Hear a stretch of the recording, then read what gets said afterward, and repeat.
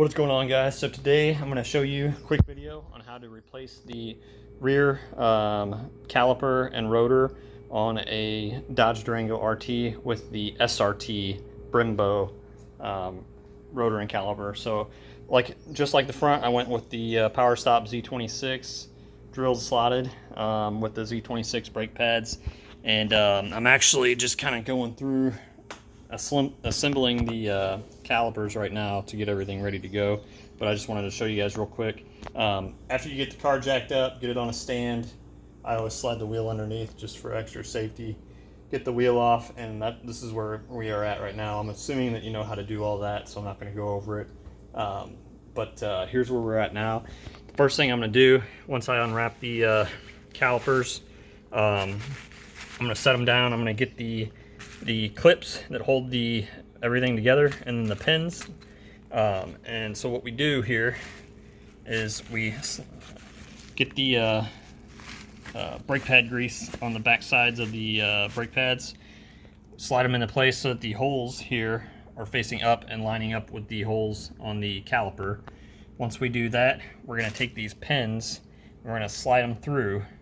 You're going to slide one through first, and then you're going to get the clip here, like this here, and you're going to slide it to where it's under this, but resting on top of the brake pads, and then this is going to be up.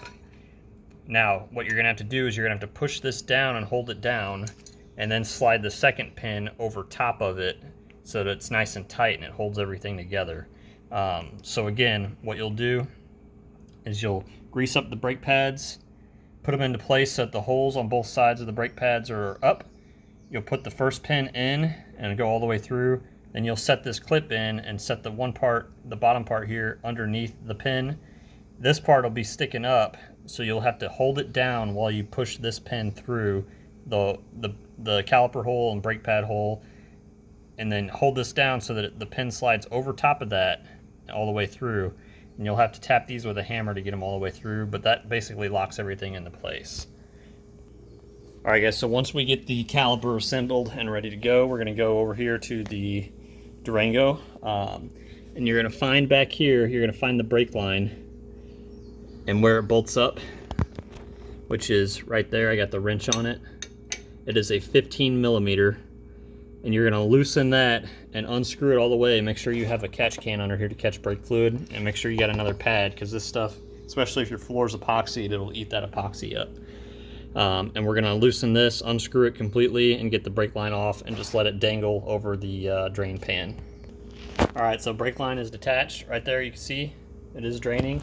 Make sure you don't lose that little washer there too. That'll have to go back on the bolt right there when you bolt up the new caliper. Alright guys, after that, next step is to unbolt the caliper, which is 2 bolts, just like the front. This is basically, if you already watched the front video, it's pretty similar. One right here that my finger's pointing to, and the other one right there that my finger's pointing to. And they are 18 millimeter, and you're probably going to need a breaker bar for these. Alright guys, so the 2 18 millimeter bolts are removed. The entire caliper assembly with bracket and everything comes out. And so this is what we are left with here. And just like the fronts, the new caliper doesn't need anything else. It's just the caliper bolts right up there. So now we're going to take this little rubber ring out. That's kind of holding the rotor in place, just like on the fronts. We're going to just pop that out. Try not to break it, because you will reuse it.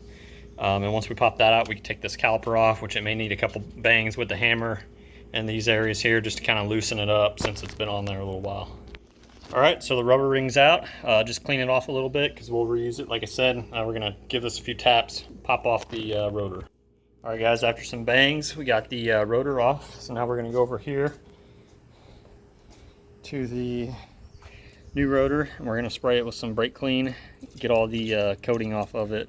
And you got to make sure, just like the fronts, that you got the right side. We're working on the rear passenger, so that's the right side, because these do rotate a certain direction. Alright guys, we got the new Powerstop rotor on. Got the rubber ring back in place to hold it on there. Now we're just gonna get the caliper up there, put those 2 18 millimeter bolts back in, and I mean, we're done basically. We'll have to hook up the brake line and bleed the brakes, but we'll be good after that. All right, guys, caliper's bolted on, same exact holes as the other one. That one there, that 18 millimeter, and then the one right down there. So now we just have to take off this little rubber piece here, and then we can reinstall our brake line. All right, guys, once that brake line is screwed back in there, we are done. We're gonna, I'm gonna have a friend come start the car up, hit the brakes while I bleed them out here. But other than that, same exact steps for the other side. Super easy install. Let me see, I think this, yeah, so the whole process from opening the garage door to backing the car in to jacking it up, getting the wheel off, getting the spacer off, getting the old brakes off, getting the new stuff on here, took me a little under an hour. So not a difficult job. Anybody can do it. Hopefully you enjoyed this video. I'll link all the parts needed in the description and the tools needed as well. Let me know if you guys have any questions, and make sure you hit that like button, hit that subscribe button. Thanks for watching.